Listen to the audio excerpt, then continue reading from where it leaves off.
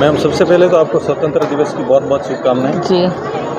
जालोर से आज रानीवाड़ा में पहली बार आप आत्माराम सेवा संस्थान में पधारे हैं और विशेष अतिथि के तौर पर अनाथ बच्चों के लिए आपने मन से बड़ी घोषणा भी की कि मैं रक्षाबंधन के मौके पर यदि आती हूँ तो बच्चों के लिए जो भी जो पढ़ाई संबंधी है इंस्ट्रूमेंट वगैरह उनके लिए भी मैं व्यवस्था करूँगा। जी देखिए, पहले तो समस्त प्रदेशवासियों को आपके चैनल के माध्यम से सबको 15 अगस्त की, क्योंकि आज हमारा देश आज़ाद हुआ था, बहुत ही हमारे लिए बड़ा दिन है आज का, तो उसकी मैं प्रदेशवासियों को शुभकामनाएं देती हूँ।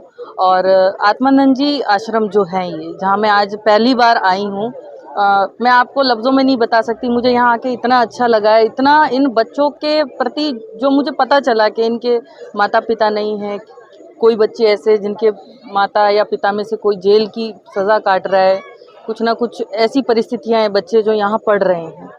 तो मुझे ऐसा लगता है इन बच्चों को ज़रूरत है, हम सबकी ज़रूरत है, मेरी नहीं, मैं अकेले क्या कर सकती हूँ।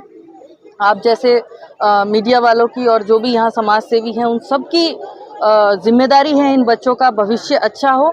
तो मैं भी इसमें बस एक छोटा सा योगदान देना चाहती हूँ। ये मेरे लिए बहुत कहेंगे इनकी तरफ से मेरे ऊपर एहसान होगा कि मैं इनके लिए कुछ कर पाऊँ इन बच्चों के लिए। तो मैं भगवान से प्रार्थना करती हूँ कि मैं इन बच्चों के लिए कितना कर सकती हूँ वो मुझसे वो करवाएं, और इन बच्चों को जब भी कोई ज़रूरत पड़ेगी, जिस तरीके से माता पिता से कोई मांगते हैं ना बच्चे, उस तरीके से मैं चाहती हूँ इन बच्चों के साथ मेरा स्नेह यहाँ बढ़े, प्रेम भाव बढ़े इन बच्चों से, ताकि भविष्य में इनके मन की बात से लेकर इनको जो भी चीज़ की ज़रूरत हो ये मुझसे डायरेक्ट कह सके। ऐसा मैं यहाँ इन बच्चों के साथ मैं जुड़ना चाहती हूँ, ऐसा माहौल यहाँ हो, इन बच्चों को माता पिता की कमी ना हो। और जो भी इनके पढ़ाई के लिए भी मैं चाहूँगी कि इन बच्चों के लिए स्पेशल पढ़ाई के लिए अगर कोई भी डिक्शनरी है या कोई भी अवेलेबल करानी है, मेरे को गेमिंग्स की चीज़ें हैं या कुछ भी चीज़ चाहिए, तो मैं इन बच्चों को जितनी कोशिश हो सकेगी मैं करूँगी इन बच्चों के लिए। मैडम, एक राजनीतिक सवाल है कि आगे भविष्य में जैसे मानो रानीवाड़ा विधानसभा परिसीमन में रिजर्व हो जाती है, तो क्या आप यहाँ कोशिश करेंगे?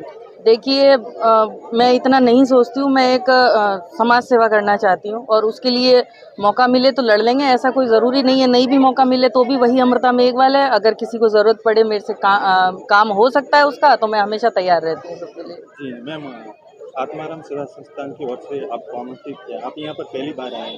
अमूमन आप स्कूल में देखते हो, सरकारी विद्यालय होते हैं, उसमें ये व्यवस्था हुई। यहाँ पर अनाथ बच्चे हैं, आपने बताया कि किसी के माँ बाप जेल में या कोई कैद के सज़ा में, तो इनके लिए कुछ सरकार की तरफ से कुछ ऐसा प्रावधान होना चाहिए ताकि उनको सरकार की तरफ से सहायता भी मिलनी चाहिए और इन बच्चों को अलग अलग सरकारी योजनाओं से लाभान्वित भी करना चाहिए। उसके लिए कुछ मैम आप इस संस्था की ओर से देखिए, जो ये संस्था संभाल रहे हैं अमित जी, तो मुझे विश्वास है इन बच्चों को, देखिए कई सारी योजनाएं हैं हमारे बाल कल्याण समिति में हैं और जो भी विभाग बने हुए हैं, इन बच्चों को मंथली पेंशन सुविधा भी मेरे को विश्वास है इन्होंने करवा दी होगी अब तक।